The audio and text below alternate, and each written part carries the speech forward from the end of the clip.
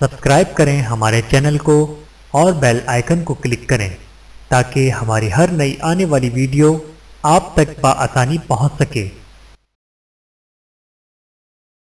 بسم اللہ الرحمن الرحیم۔ السلام علیکم ورحمۃ اللہ وبرکاتہ۔ قربانی کا جانور خریدنے کے بعد کیا کریں؟ جانور کی خدمت کریں، اس سے انسیت پیدا کریں اور اسے کسی قسم کی ایذا و تکلیف نہ پہنچائیں۔ جانور ایسی جگہ باندھیں جہاں آنے جانے والوں کو تکلیف نہ ہو۔ راستے اور گلیاں ہرگز بند نہ کریں۔ جانور کو صاف ستھرا رکھیں اور ارد گرد بھی صفائی ستھرائی کا خاص خیال رکھیں۔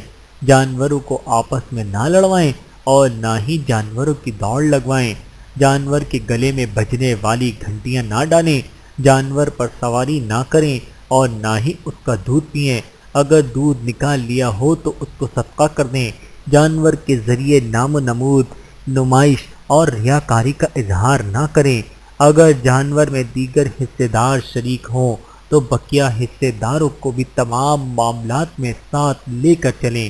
اللہ تعالی ہم سب کو سمجھنے کی اور عمل کرنے کی توفیق عطا فرمائے۔